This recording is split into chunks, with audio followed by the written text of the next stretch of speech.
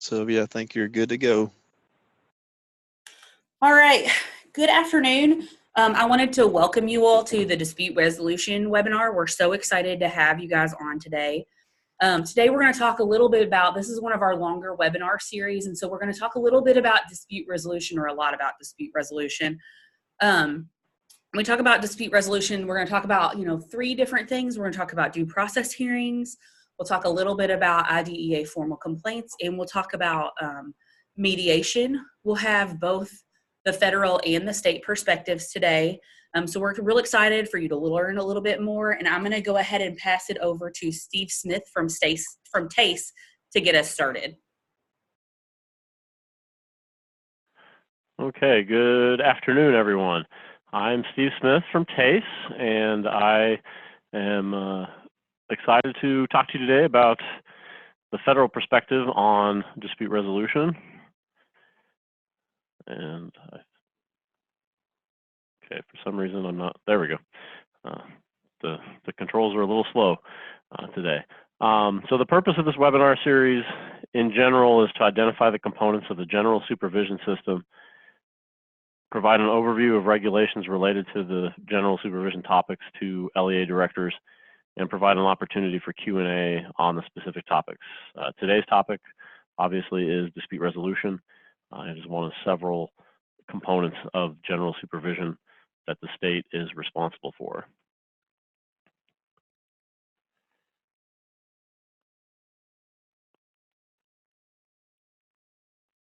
Wow, there's a significant delay there. So this is the fourth webinar in the series. The next webinar will be on February 10th, and it will be regarding budget and fiscal topics. And I believe I will be the TACE presenter for that one as well.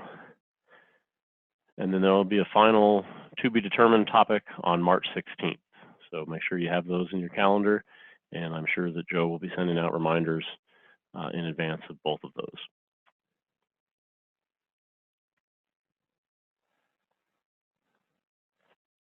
So you should have received an email earlier today with materials and resources. I just want to quickly point out what is contained in those, because they were long and you probably haven't had a chance to really go through them. So there's an agenda at the beginning of the handout. Then there's the PowerPoint slides in the PDF that follow along with what we're showing on the screen today. And that's followed by dispute resolution resources, which include Office of Special Education and Rehabilitative Services, or OSERS, memos and Q&As. Cadre, which I'll talk about towards the end of my presentation, has a continuum of DR, that dispute resolution, that is in a more easy to read format than the slide that you'll see on the screen today. And then there's information about dispute resolution process comparisons, an article regarding dispute resolution, information on facilitated IEPs, information on trends nationwide in dispute resolution, and then a very recent, I think it was November or early December, report from the Government Accountability Office, where they looked at 5 states and their dispute resolution information. That is in there at the end.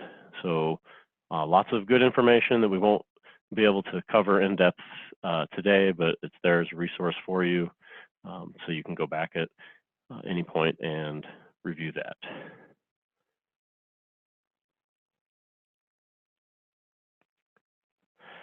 So for today, we're hoping that you will be able to identify dispute resolution as a general supervision responsibility of the state, be familiar with specific federal and state regulations about dispute resolution, understand the importance of dispute resolution as a procedural safeguard, and then be familiar with the options available in Kentucky and how you can access those.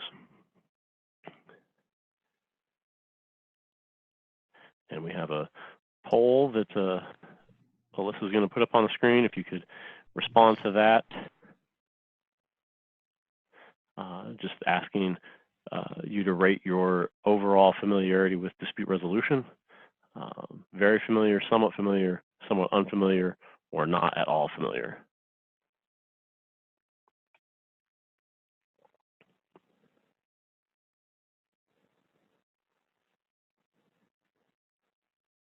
Back in 502-594-3.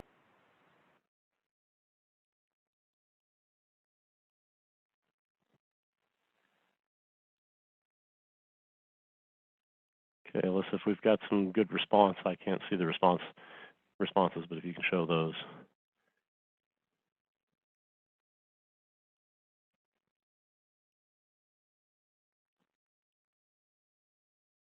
Okay, so we've got about a third of you very familiar, almost half somewhat familiar, and then about a fifth of you are somewhat unfamiliar or not at all familiar. So pretty good spread. Hopefully those of you that are familiar for good reasons and not reasons that are negative in any way, but we're going to talk about the process and the different options that parents have and that school districts have to work out their differences. So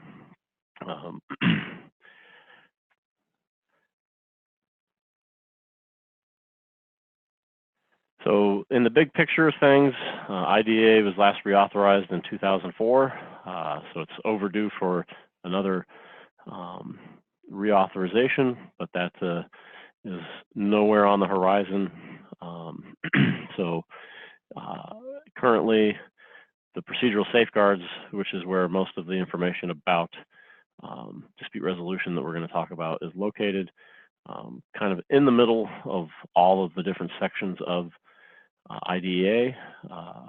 Sometimes you'll hear sections of IDEA referred to in the 600 numbers, like 615 procedural safeguards. Sometimes you'll hear them as section 1415.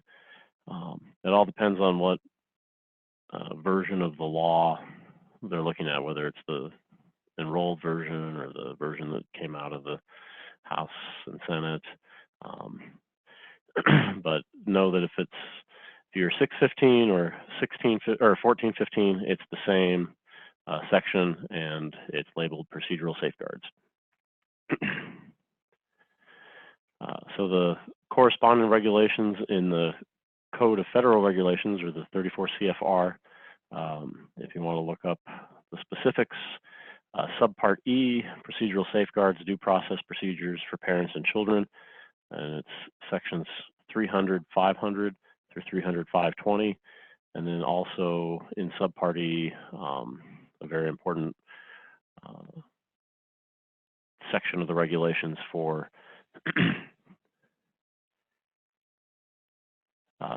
the I'm sorry, just lost my train of thought here.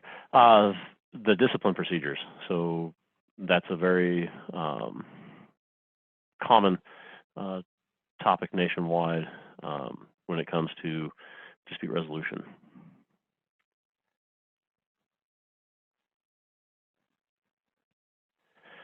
So you saw this on the prior calls if you were on them. It's the components of general supervision, several puzzle pieces, and you'll notice that effective dispute resolution is in the bottom middle, and so that's where we're going to be focusing today.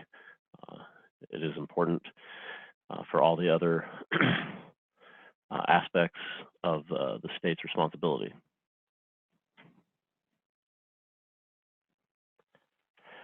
So what it's all about accountability.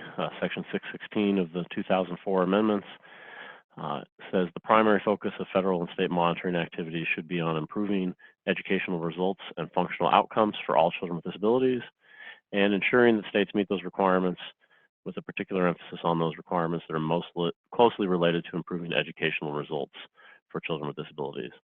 And one way to ensure that happens is to make sure that the parents and families and the schools are on the same page when it comes to providing services and meeting the needs of the students. So the procedural safeguards and the dispute resolution is one way to help that. So Section 615, like I said earlier, of the IDEA identifies the procedural safeguards, and those are designed to protect the rights of parents and students with disabilities. And in addition, they provide mechanisms for schools and families to resolve disputes that are inherent to the special education process.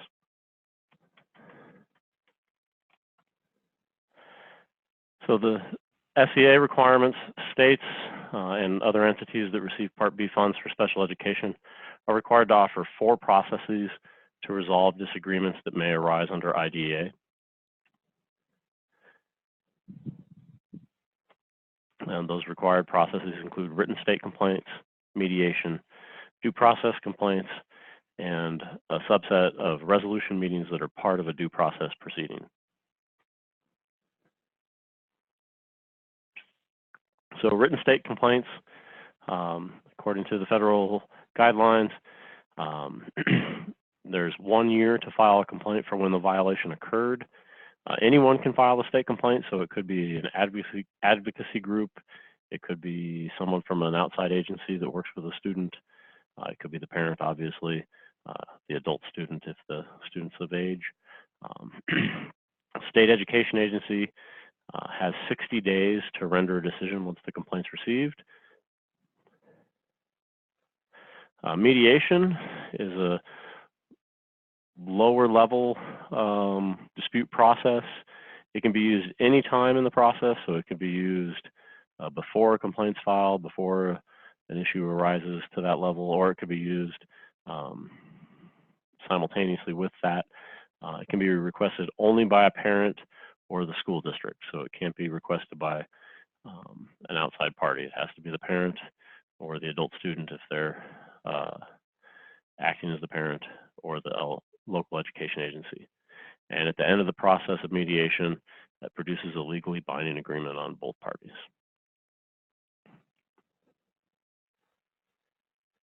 Due process complaints. These are probably the most formal of the processes. You can only file a due process complaint if there's an alleged violation of identification, evaluation, placement, or free and appropriate public education. So those are the 4 areas where a due process complaint can be filed.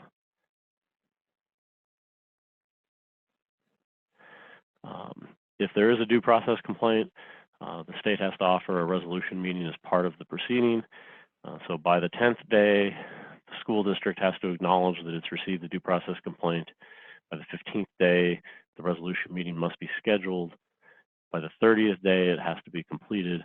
And then by the 45th day, the due process decision has to be rendered. So it's a pretty tight timeline for that.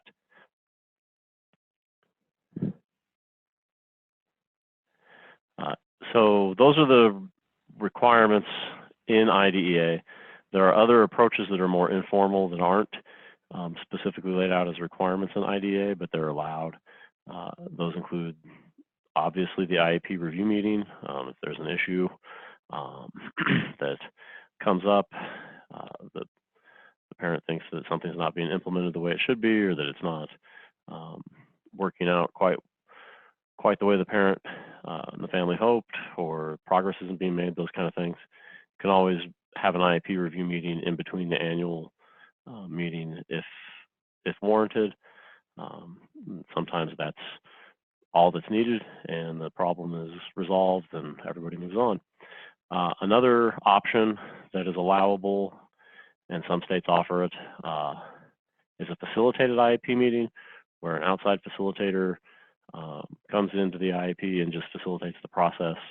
And it's not mentioned in IDEA, therefore there's no requirement for states or districts to offer it, but it is something that's considered a good idea, and maybe something that in the next iteration of IDEA might be included. I don't know.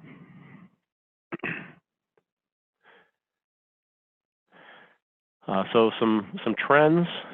So since 2006, the adversarial processes such as written state complaints and due process complaints have been on the decline. So those are much less common now, and that's probably because In 2006, the regulations for IDA 2004 were finally put into place, and so that would have been right around the time that other options that exist now would have been more available.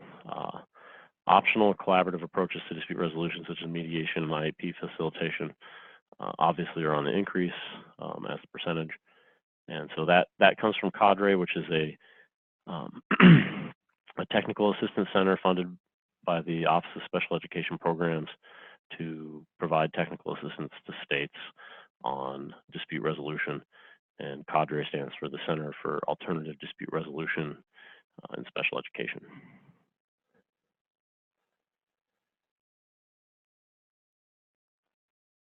Next slide. Thank you. So there's Cadre has a continuum of dispute resolution options, and their continuum corresponds to the stages of conflict that they ascribe to, which is prevention first, and then if there is a disagreement, conflict, procedural safeguards, and legal review. And so the options are intended to be utilized at various stages of the conflict to hopefully keep the conflict from progressing further down that list. And this, like I said earlier, this is a graphic of that continuum. It's bigger and easier to read if you look at it at in the materials that were sent out, so you can see that. But they have the stages of conflict, the level of intervention, which is from the last slide, and then the different intervention options based on Cadre's technical assistance of where they fit into those, starting all the way from just parent engagement, participant and stakeholder training, all the way through litigation and legislation. And then the dimensions that help clarify placement of the options along the continuum are at the bottom there. Some of those have third-party assistance, decision-making by the parties, interest-based, informal, and flexible when you're on the left side of the continuum. And the further you move to the right, the more that there's third-party intervention instead of assistance, and that the decision-making is by the third party, and that it's rights-based and it's formal.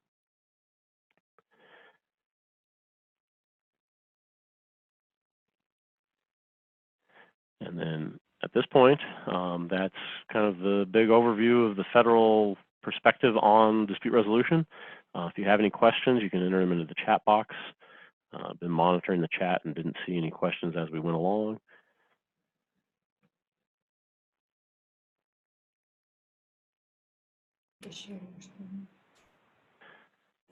Okay, you can feel free to enter in questions into the chat box at any time. At this point, though, I will turn it over to Sylvia, and she will provide you information specific to Kentucky Department of Ed. So good afternoon. We're excited to have you guys again, and we're real excited to be talking about kind of Kentucky's perspective about dispute resolution. And we're going to talk through a little bit of things. The first things we're going to talk about is just Kentucky's view of dispute resolution and the things that we do and how we go about those processes. And then after that, we'll go through some of the trends that we're seeing in dispute resolution, particularly in IDEA formal complaints. So we'll kind of go through the rest of those, and that should give you some ideas for how you can look at it through the lens of your district and how we can help you to know what parents are complaining about so that you know how to fix those things in your district. So that's the idea for today. Oh, that thing's not working. Hang on. Oh, there it goes. Okay, so like I said, my name is Sylvia Starkey, and I'm the director of the Division of IDEA Monitoring and Results, and dispute resolution falls within my division. Our current formal complaint investigator is Julie McCown, and she is will be handling any kind of dispute resolution questions that you have or anything like that. Alyssa, I'm having a hard time. See, there it goes. Okay.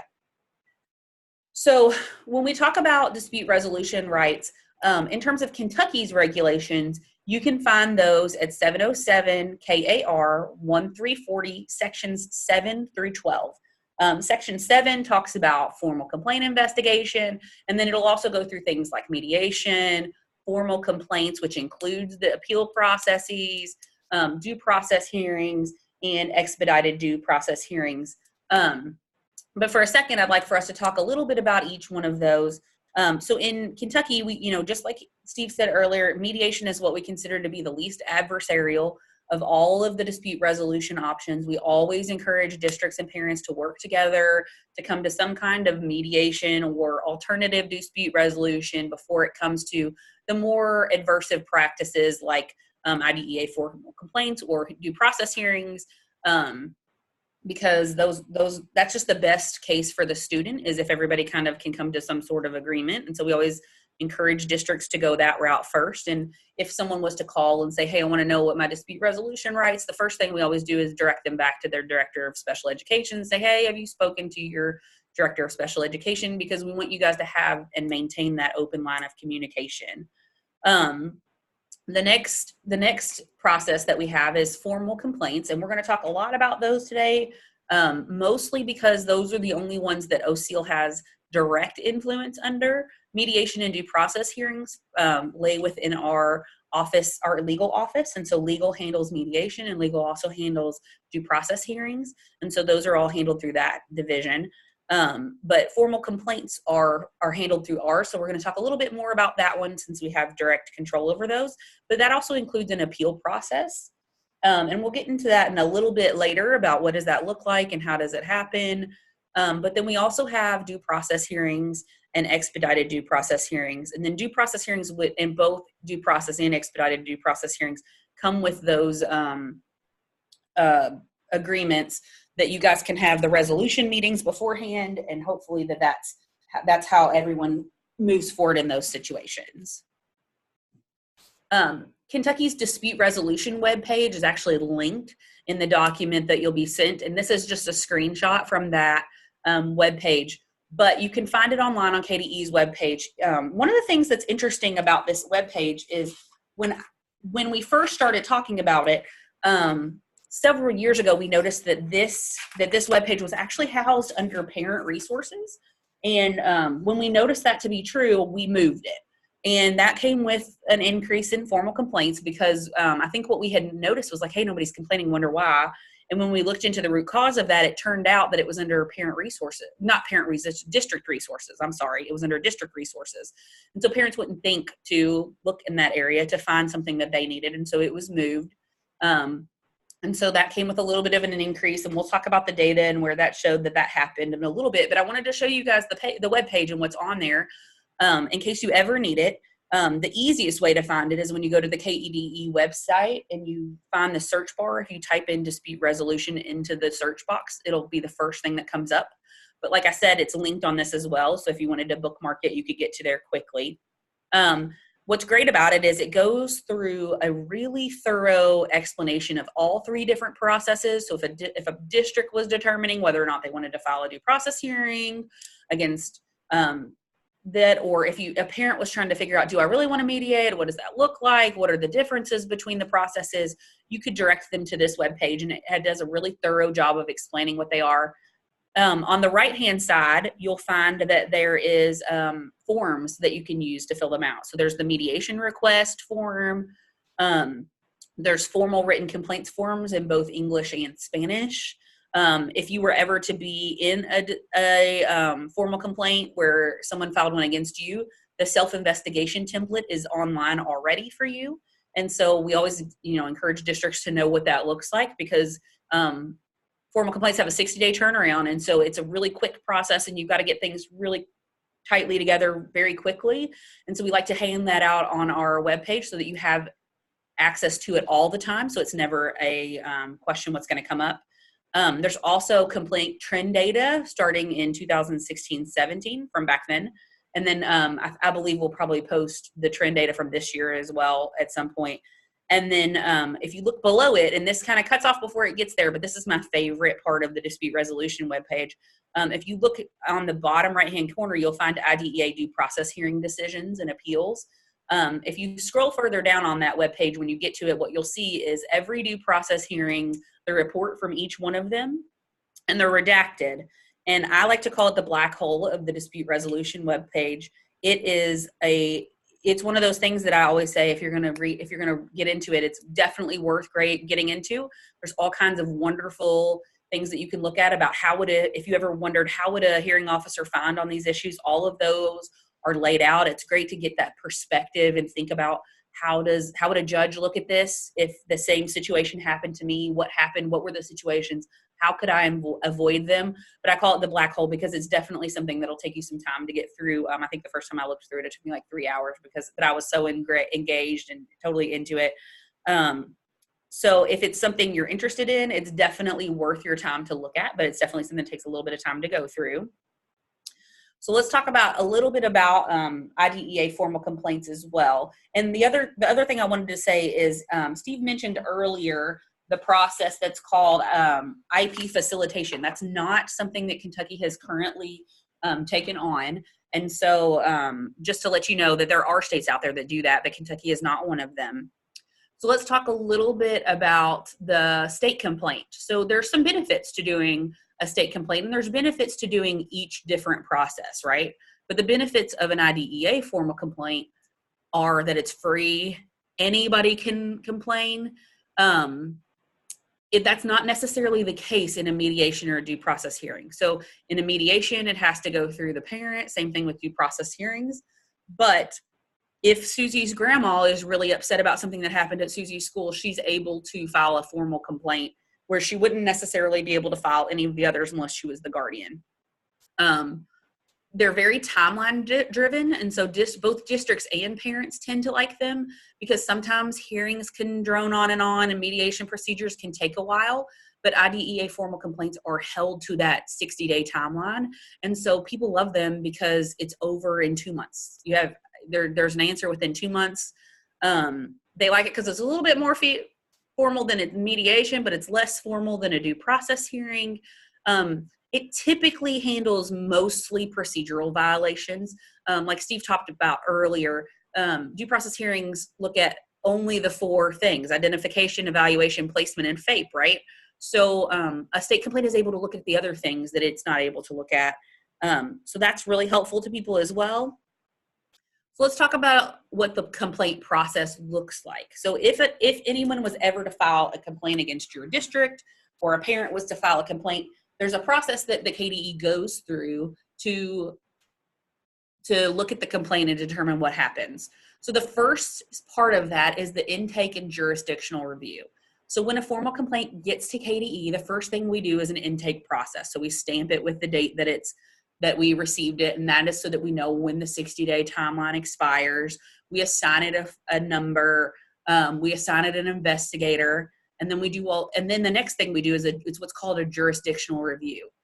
Complaints have to have certain things in them in order to be processed, and we'll talk about that on the next slide. But when you look at those, we look at to see, are all those pieces in place? Do they have everything that they need to do in order to be able to complain? The next section is the notification section. Typically, from intake to notification, the typical process is about 7 days. Sometimes it's a little less, sometimes it's a little more. It just depends on the complexity of what's sent in. Sometimes we get complaints that are the front and back of a page, and sometimes they're 400 pages. And so it would just depend on how complicated it was to get through. But typically it's about 7 days from the day we take it till the day of the notification. There's 2 different options in notification. Either if it had all of the elements, you would get to a notification letter where the complaint investigator would send you something that said, here's, so-and-so has complained, here's what we think those issues are. Let us know if it's something different. And so then the parent has the opportunity to call us and be like, that's not really what I meant this. So that happens. And then if there wasn't to be all of the things that were needed in order to establish jurisdiction, those would go through what's called a non-jurisdictional letter. If the parent doesn't have all of those, we notify them of what pieces are missing and then give them a 10-day window in order to resubmit that information. So if they forgot to sign it, let's say, they will have 10 days to then get us a signature and send it to us. And then if 10 days expires, then they don't submit that information, we would then dismiss the case. After notification comes self-investigation period. Self-investigation is one of those things we're really excited about in Kentucky because not every state has a self-investigation period. In fact, I think we're one of the only ones that do. That the IDEA requires us to give the districts a chance to respond, but in most cases, in most states say that their chance to respond is through interview process, but we feel really strongly that we like to get the district's perspective and give you an opportunity to explain to us kind of what happened. Since the parents got to do that, we think it's important for districts to do that as well. So it gives you the opportunity to look at your own files, do a quick review, figure out what happened. The deadlines for that are all laid out within your notification letter. So it gives you a chance to do that. The only time a self-investigation would not be allowed would be if a district had multiple complaints on the same issue across a year. So if you were to have like 3 complaints and they all alleged the same thing from 3 different kids, it would be potential for an on-site visit at that point. But those are handled on a case-by-case visit, and they're not very common. In almost every case, self-investigation is allowed. So the district has a chance to determine if they want to do one, and you can say that you don't want to do one, and that's fine too. And if you don't want to do one, then we'll come and we can help you we'll go through the files in the same way we would have. So either way, a full investigation happens. Sometimes parents get nervous with a self-investigation because they think that means that we're just going to accept whatever gets sent to us.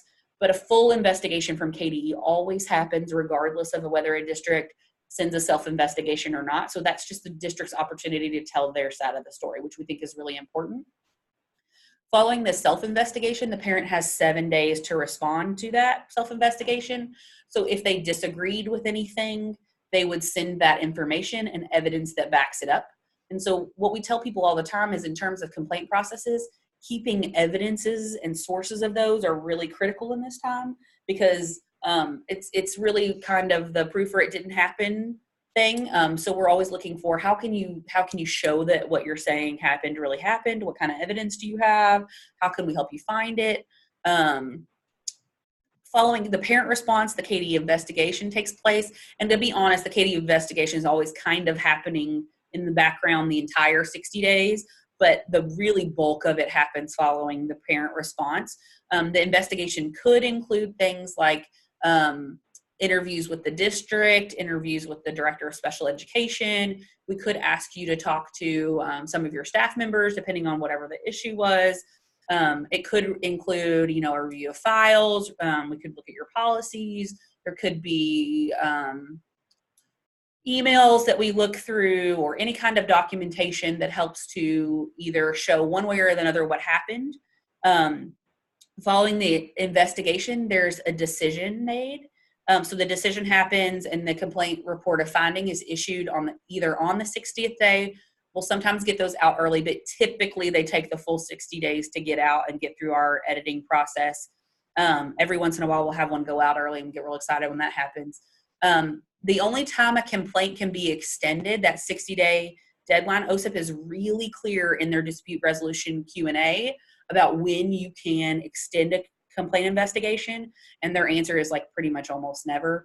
But the only ways that you can do it is through things like the complexity of the issues could be one of those things. So if the complaint was very complex and there were systemic issues with lots of students involved, or really difficult issues that are harder to parse through with more things going on, even if there was only one kid, but it was a very complex investigation, those would be the times that we could extend. But in most cases, most decisions, I think about 90% of decisions are made within that 60-day time frame. And then following the decision is a 15 business day appeal time frame. The only time that it turns into business days is during the appeal. So it's really important to talk about how all 60 of those days are calendar days. I think sometimes it's confusing because it gets really difficult in the summer if a parent complains in May and then you're out June and July. That's when complaint investigations gets interesting because it still would require all those things to continue through the summer because we're looking at 60 calendar days. Things like weather events don't qualify for an extension. Any kinds of medical events that happened also wouldn't qualify for those extensions as well. So that's, but I always tell people, if you're not sure and you think it's possible, then just ask us, and we'll always look at it. If you think that you might meet the criteria for exceptional circumstances, let us know, and we'll review it and make a determination as to whether or not it met those criteria. But in an appeal situation, both parties, both the complainant and the district, have 15 business days to review what was in the report of findings and determine whether or not they would like to appeal the finding. Appeals do happen. I think last year we had 5 total appeals during 2018 and 19. And those are reviewed by, they go through the commissioner's office, and they go through the legal team, helps to develop a report. So it's not actually any kind of appeal that happens, goes outside of OSEAL for a second clean look from somebody who hasn't looked at it before. And then the commissioner of education would review those decisions before rendering them. In terms of the requirements for a state complaint, so there's a bunch of things that they have to have on them in order for us to consider them jurisdictional. The first is that they have to state that IDEA has been violated. So they don't have to necessarily use those words to do it, but they have to basically say that something happened that went against what the IDEA said. They need to give facts that support their statement. They have to include a signature in their contact information, so there's no anonymous complaints in IDEA formal complaints. They have to give the name and the residence of the child, and that one's one that's typically forgotten. Because I think sometimes parents just assume, well, he lives with me, but it's a little bit more difficult than that, because we can't assume that every kid lives in the same home as their parents. Kids have all kinds of sort of housing, arrangements. And so typically we'll have to call a parent and say, hey, do they live with you? Or get some kind of verification from the district if those things are missing. It should have the name of the child's school, a description of the problem, some sort of proposed resolution of what are you trying to get out of this? What are we looking for? What would resolve this for you? And that's really beneficial as a district. If you take a look at their proposed resolution, it's possible that it's something that you could do and offer within the complaint process and say, hey, you say that this is what you want. Sometimes those things are reasonable. And so if you're willing to have that conversation with the parent and you guys can settle alternatively, that's totally fine. And then also the violation had to have occurred within 1 school year. So if a complaint is filed on February 12th, we would look at only information that had happened or any kind of violation that had happened from February 12th the year prior forward. Due process hearings go back 3 years. And so if there was, they go back 3 years in Kentucky. So if there was a parent who was wanting those kinds of, to look at something that was a little bit older than a year, then their only option for that would be through a due process hearing, because complaints look at it after a year.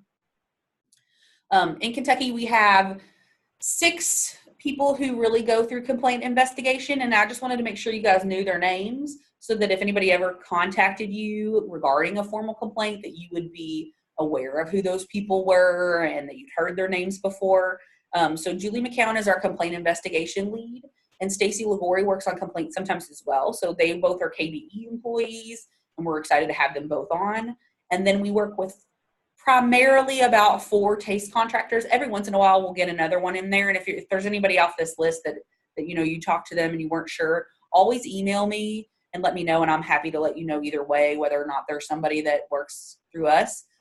We primarily work with Elaine Eberharder-Mackey, Michelle Bennett, Tricia Elmer, and Nicole Stewart through TASE. And so they are all some of the investigators that we contract to look at those from an outside perspective as well.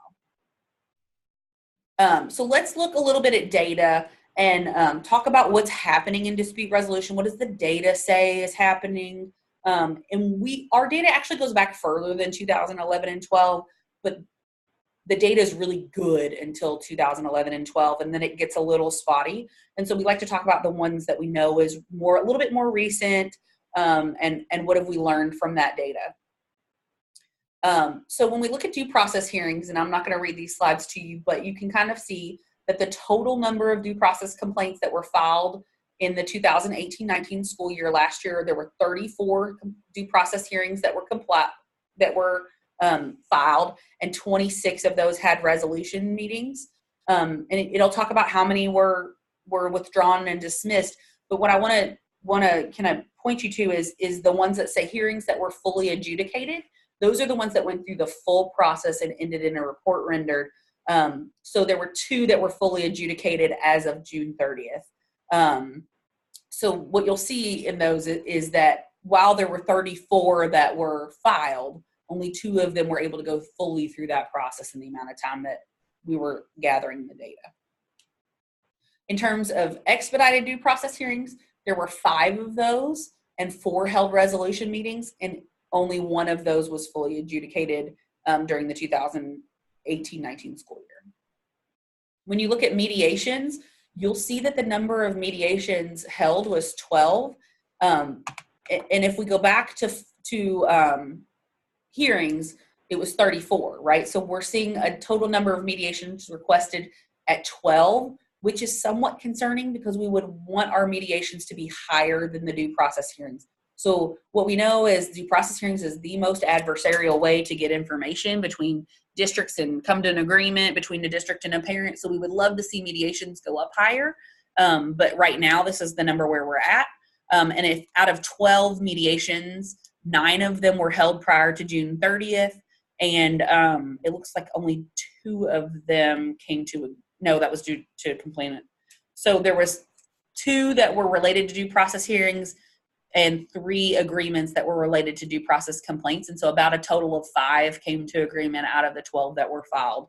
And that's pretty typical. So about half of the mediations that were discussed came to some kind of agreement. In terms of formal complaints, and we'll talk about this historically a little bit in a second, last year was a big year for formal complaints. It was the highest number we've ever had since 2011-12. There were 43 complaints that were requested, and 30 of those had reports issued as of August 29th. We kind of extended the deadline because we were able to see a little bit further how many of them went all the way. Typically, when we send this into OSEP, we can talk about how many were done as of June 30th, but we actually had better data than that, so we wanted you all to have that data. Out of those 30 complaints, 27 of them had findings of noncompliance. 28 of them were within the timeline, so you'll see only in 2 instances out of 43 was the timeline ever extended. There were still 2 pending, and there were about 11 that were withdrawn or dismissed. So when we look at these numbers across time, you'll see that it's a little bit kind of all over the place.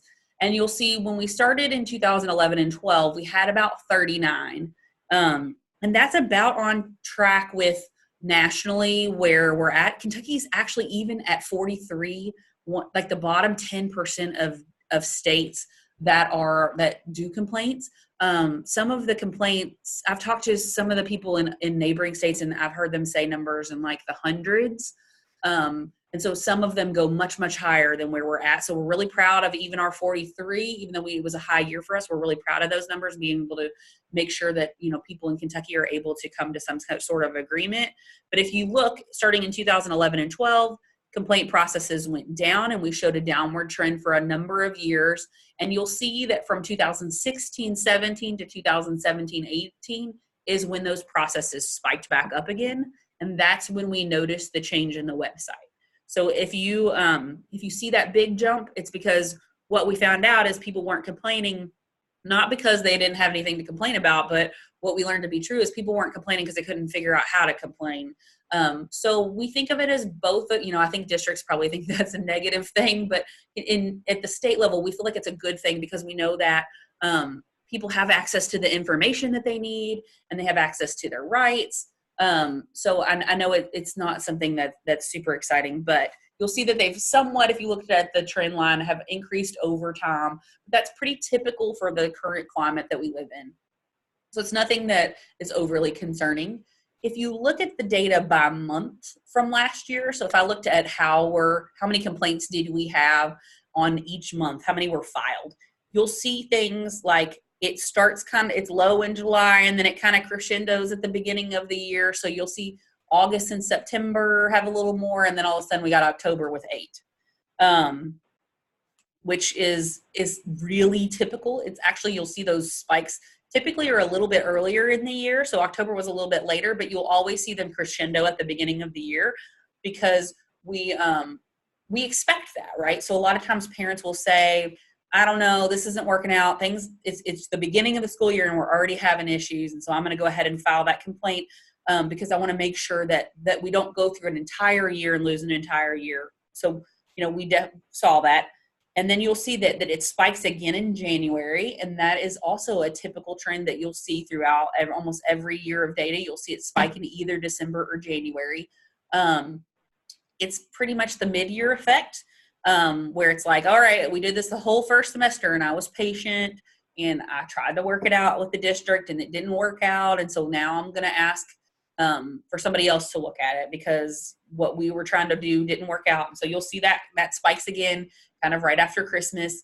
And then you'll see it spike again in May and June. And that's always the same thing that happens at the beginning of the year. I've dealt with this all year and I don't want to have to go into the next school year trying to figure out how to work this out with the district. We had this problem all year. And so those trends are by month are really typical for Kentucky. So it's not anything that we're ever surprised to see. And these look pretty similar across time.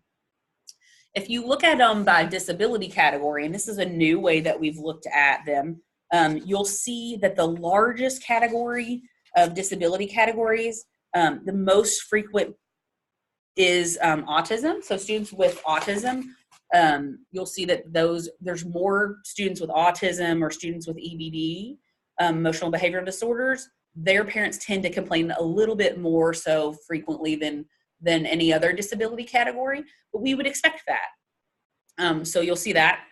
We've also seen last year we had an increase in students who were not eligible. So we had some cases where we were trying to determine was the eligibility determination correct. So that is where you'd see kids that came into eligibility concerns. So that would happen as well. And then if you look at it in terms of special education cooperatives, and I want to be really clear that when we look at this data, it's not to say that any particular cooperative does anything differently. It's really just more of a regional analysis. So when I look at this, I think to myself, okay, was there anything that was majorly different? Are there regions of Kentucky that don't have access to their dispute resolution rights? And if you look at the state of Kentucky, it's fairly even. You'll see that pretty much everybody complains at almost exactly the same rate, regardless of what region of Kentucky that they live in. And so that's why we look at this data, is just to determine, is there a region that we need to focus our efforts on? And you'll see that that for the most part, it doesn't really matter where you live, and that was what we would want to see. So the next thing we want to talk about is the complaint issues, and what we want to talk about is what do people complain about? I feel really strongly that if districts and parents know what are the most frequently complained about issues, then they're better able to then address those issues within their districts. And so we'll talk about the top 3 things that were complained about last year. And we're going to spend a little bit of time talking about that because I really want to talk you through what happened and any kind of questions that you guys have on those we'll address as well. So when you look at the top complained about issues from the 2018-19 school year, you'll find that the top 3 complaint, and it's really 4 because 2 of them tied. So I went ahead and included it because I figured it wasn't hurtful for you all to have them, were FAPE, IEP implementation, IDP development, and parent participation in ARC meetings. So let's talk through those a little bit. I particularly want to talk to you about number 1. So if you look at complaint trends over the course of time, starting in 2011, because that's the first time we really have good data about what do parents complain about. The number 1 issue since 2011 has always been IEP implementation. This is the first year that FAPE beat it out. Typically, if you looked back into 2011, I looked for a year that had a similar number of complaints. 2011-12 had 39 total complaints, and last year had 43, so it was pretty similar. In 2011 and 12, there were only 3 that discussed FAPE. So it used to be something that we hardly ever talked about, and in most cases, the state brought it up because there was some sort of denial that ended up in a denial of FAPE that then the state brought it up. as an additional issue. And if you look, there were 13 different times that it came up in complaints out of 43. So what this tells me is that parents know about Andrew. They've heard it talked about on the news. They've heard about what is this free and appropriate public education. The field has really educated themselves on the requirements for FAPE. What does that mean? What does it mean for my child? How can I ensure that it's happening? You can tell that they're listening because this is the first time ever that it's ever beat out IEP implementation. So it's definitely worth noting that it's a new trend, that it's on the rise, and that people are talking about it. So I think it's important for districts to know that, you know, when we're looking for FAPE, there are some things that we look through, like we'll look at your present levels. One of the reasons we say you have to have really strong present levels is because if you don't have a good present level, then it's hard for you to determine a reasonably calculated IEP if you don't know where the kid started. So you'll look at those. And then in terms of IEP implementation, there were 12 of those that had that were complained about. Now, these are not necessarily that they were found non-compliant. It's just that parents complained about them 12 different times. There were out of IEP implementation, there was about 12 cases where somebody said they didn't implement my kid's IEP. That's typically the most complained about issue, and we would expect it to be because it covers a very broad range of topics. So they didn't follow my IEP could be anything from, you know, they didn't get a reader on the assessment to he was supposed to have specially designed instruction that looked like this and he didn't, or he was supposed to have some sort of kick band in every class and he only got it in a couple of classes. It could be any kind of anything. And what people ask me all the time is like, okay, so like if I didn't implement it on one occasion, would that cause me a non-compliance in that area? And the answer to that question is unfortunately yes. So IEP implementation, it's really important that it happens all the time and that there's some sort of IEP of backup plan for how you develop an IEP, implement an IEP if the teacher was to be out of the classroom. So the most typical time we'll find IEP implementation issues is with substitute teachers or some sort of situation where a position goes unfilled or a teacher is out for the day and there's something that a kid was supposed to have that they didn't get. A lot of times we'll see things like progress reports in IEP implementation where it'll say the progress reports were to be sent home daily, but somebody forgot to send it home because they were sick and there was no backup plan and the parent complained about it. But in terms of a formal complaint, we would look at all the instances that you had agreed to do those things, and did you do that on all those instances? The third complained about issue was IEP development, and this one's a little bit tricky, and I looked at the data a couple of different ways. In terms of IEP development, there were 5 times overall that a parent said they just really didn't do a good job of developing my child's IEP.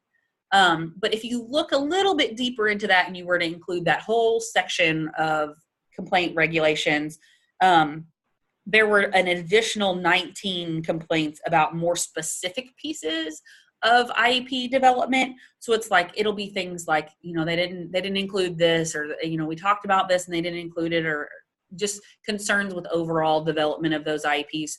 So we felt like, you know, it was 5 really, but there were other pieces that could have really played into those that were related to IEP development, but they weren't directly connected. But we wanted you to know those numbers as well. And then the third also that tied was parent participation in ARC meetings. And so you'll see things like a lot of times, almost every time, it looks like they'll say they weren't invited to a meeting. And so you'll see it both ways. Sometimes they were, and they just didn't feel like they had a meaningful participation in that meeting. Other times what you'll see is districts who had meetings with parents that kind of started out where you thought that maybe it really wasn't going to need to be an ARC, but then it sort of kind of turned into an ARC accidentally, and nobody really stopped the process. And so then decisions were made in meetings that were informal that really should have been part of an ARC, or districts met and made decisions about kids, but didn't necessarily include the parent in those conversations, or didn't have a full participation and not everybody who needed to be there was there, those kinds of things. So the one thing I would caution you in terms of participation, not just parent participation, but participation of all ARC members, is if you get in a meeting with a parent and starting to feel a little bit archy, that it's probably best to pause that meeting and then get the whole team at the table and say, hey, I'm excited to have these conversations, but I really want to make sure everybody who needs to be at the table is here so that we have, full participation from everybody who's a part of this team. Let's go ahead and schedule an ARC meeting so that we can do those things. So you would see that as well. So that is kind of one of those things. And then the last couple of things I really wanted to talk to you about on the webinar were a couple of relevant OSEP letters that have come out in the last year that were relevant to complaint investigation. So we're going to look at two letters. We'll talk about OSEP letter to Zirkel, which was released on July 3rd, 2019. And then we're going to talk a little bit about OSEP letter to Anonymous, which was released on October 23rd, 2019. And I'm just going to really quickly summarize some of the pieces that we think are relevant, just so that you know kind of what's going on. But the first question was, does enforcement action require a complaint? Is it the SEA's obligation to monitor and investigate enforcement of a corrective action plan? So long story short, what they're trying to say is, do you have to force the people to do what they said, what you put forth in a corrective action plan? And so OSEP answered that the SEA, which is the state, so it's the state education agency, so Kentucky and KDE has to ensure that the public agency that is involved in the complaint implements any written decision on the complaint in a timely manner. The state's complaint procedures have to include processes and procedures for effective implementation of the final decision. So it's up to KDE to ensure that those decisions, that those any kind of corrective action plan is met. And so, if there was ever to be a formal complaint, and a parent said, hey, we're not sure that they're even doing anything, it would be up to the state to ensure that those are done in a timely manner. And when we talk about timely, corrective actions have to be completed as soon as possible and in no case greater than a year. And so you'll hear us talk about that all the time, because I think sometimes we really push out to that year or a long time. We have a year to close it, and well, yeah, that's true. But it also says as soon as possible. So we want to try and fix things as quickly as we can. None of this is really new information. I think it just kind of confirmed what we already knew in this letter. But the one thing that's a pretty different change, or something that was new, or just, things we wanted to make sure you knew, was this OSEP letter to Anonymous that's dated October 23rd. Both of those are linked in this presentation, and that'll go out. It discusses the provision of compensatory education after a family relocates to a new state. So if there was some kind of non-compliance in your district and a corrective action plan was issued, what does that look like if the kid then moves to Nevada and all of a sudden they don't live here anymore? What OSEP said basically is that if the SEA's complaint resolution decision ordered compensatory education that can be reasonably implemented in a new state, and the parent doesn't reject the remaining compensatory ed, the state has to ensure the decision is implemented in the new state. So that would require KDE to have some kind of conversations with that new state and conversations with the district to determine, how do we make sure that that compensatory education that student is owed is provided to them. I think it's important for us to note that if we're saying these things happen out of the state, those same kinds of things would be relevant within the state as well. So if there was to be some sort of compensatory education finding, those would cross over districts too. And the sending district would then still be responsible for ensuring that compensatory education was provided to the student. There's a lot of different ways that can be provided, and we have lots of ideas to help you with that. So don't ever feel like you're stuck, because it happens very rarely, and we're poised and ready to help you figure it out if that was ever to happen to you. But we wanted to definitely make sure that you knew about it, because it was a little bit new. So in terms of dispute resolution, that's all we have for today, but I wanted to take some time, if anybody had any questions for us to talk about. My contact information is on the slide, and so you can call me or email me anytime you want if you ever have questions. We're happy to go through these regionally as well. Sometimes we have provided these same trainings, but looked at the data a little more in depth at a regional level to say, okay, yeah, we know, here's what the state complained about, but let's also talk about what happened in your region. What happened there? and what were districts most likely to complain, or parents most likely to complain about in that region. Because sometimes it's different. You know, it might not have been your region that had the most vape complaints, but it was something else that popped up in that region. And so it gives us the opportunity to kind of talk through some of those things with you, and give you some strategies for how you could prevent those things from happening in your same district. I'm going to take just a second, and we'll wait. And if anybody has any questions, I'm happy to answer them. And if you'll just put them into the chat box, that would be really helpful.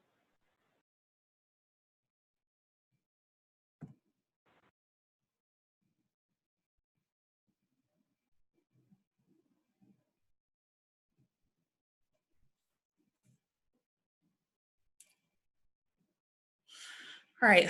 Well, I'm not seeing anything, but if you think of something later, feel free to email me or call me, and I'm happy to talk you through it. You can also email or call any of our people at KDE, and we will be happy to have any kind of conversation with you that you would be interested in having around dispute resolution, answer any questions that you have. And we really just wanted to take a second and thank you for your time today, and thank you for being a part of today's webinar. And that concludes our session for today. I think we want to complete the poll. The poll. Sorry, I forgot about the poll. So if you could just respond, it's the same prompt as prior to the session. We're hoping to move some of the not at all and somewhat unfamiliars up into the familiar category.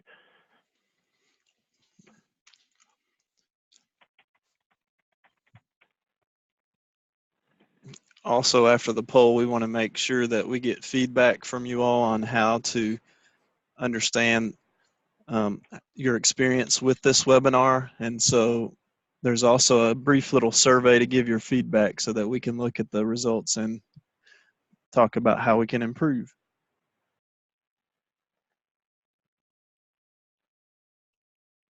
Yeah, and Alyssa just placed the link to the survey into the chat. So if you want to take the time now, before you exit the Zoom room, you can click on that and complete that. Looks like we've got quite a bit of movement. Now we're up over 97% in the very or somewhat familiar, so that's great.